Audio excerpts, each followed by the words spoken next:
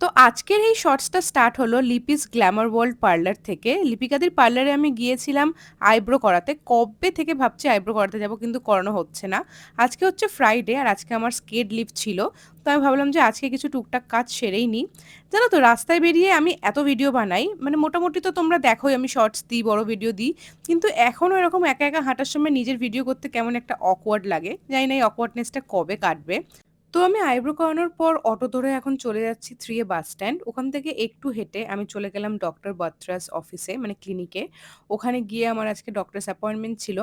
তো আমি ভেবেছিলাম ওখানে বেশি টাইম লাগবে না। প্রথমে ভেবেছিলাম একটু দুপুর যাবো, কিন্তু রোদের চক্করে একটু সন্ধে করেই গেলাম। আমার প্ল্যান ছিল ওখান থেকে বেরিয়ে আমি দীপাঞ্জনের অফিসের সামনে গিয়ে ওকে সারপ্রাইজ দেবো। বাট এতটাই আমার ওখানে টাইম লেগে গেল ডক্টরস ক্লিনিকে যে আমার অনেকটা লেট হয়ে গিয়েছিল। 8টা বেজে গেছিল বেরোতে। তাই ঝটপট একটা র্যাপিডো বুক করে আমি মেট্রো স্টেশন অব্দি চলে গেলাম। আর তোমরা সবাই জানো আমি ফুল কিনতে কতটা ভালোবাসি। তো এখান থেকে আমি একটুখানি ফুল কিনলাম। আর এতটাই গরম লাগছিল যে আমি একটা ছোট্ট মতো থামস আপের ক্যান কিনেছিলাম। আর আমি ছিলাম কুদঘাটে, যেটা হচ্ছে নেতাজি মেট্রো স্টেশন। আমি মেট্রো কার্ড আনিনি, তাই টিকিট কেটে আমি চলে গেলাম এখন ভেতরে। কিন্তু জানো, একে লেট হয়ে গেছে, তার উপর আবার কি হয়েছে, মেট্রো স্টেশন থেকে যে মেট্রোটায় আমরা উঠলাম সেই মেট্রোটা আবার টলিগঞ্জে এসে খালি করে দিতে হলো। আবার একটা মেট্রো চেঞ্জ করতে হলো। তারপর স্প্ল্যানেড থেকে এখন লাইন চেঞ্জ করছি। এই সেই মেট্রো স্টেশন যেটায় আমি রোজ যাতায়াত করি। বাট আজকে ভালো লাগছে, কারণ আজকে আমি অফিস যাচ্ছি না আর এক্ষুনি আমি বাড়ি গিয়ে ঘুমাতেও পারবো। তো এখান থেকে আমি স্প্ল্যানেড থেকে মেট্রো চেঞ্জ করে সেক্টর 5 এ চলে গেলাম। আর এই যে প্রত্যেকদিন এইখানটাই আমরা নামি অফিসে যাওয়ার জন্য, আইটি সেন্টার।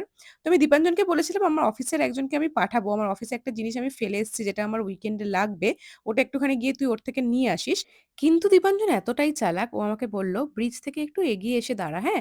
তাহলে একেবারে ব্রিজে উঠে যেতে পারবো, অসুবিধা হবে না।" মোট কথা আমার সারপ্রাইজের এসে কি তেসি হয়ে গেল।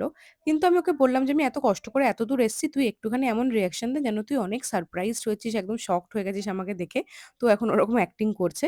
তো আমি ওকে বললাম, "তোর জন্য আমি একটা জিনিস এনেছি।" বলে আমি ওকে খালি থামস আপের ক্যানটা দিয়ে দিলাম। বলল, "ওয়াও! What a surprise!" তারপরে আমি হেলমেট সাথে করে নিয়েই গিয়েছিলাম। আমার এই বড় ব্যাগটার মধ্যে হেলমেট ঢুকে যায়। তো আমি হেলমেটটা মাথায় পরে এখন চলে যাচ্ছি। এই ব্রিজটার সামনে থেকে যাচ্ছি আর আমার অফিসকে বাই, বাই বলে দিলাম। কারণ আমার এখন ৪ দিন ছুটি। আজকে আমি ছুটি নিয়েছি, শনি, রোববার ছুটি আর সোমবার দিনও ছুটি।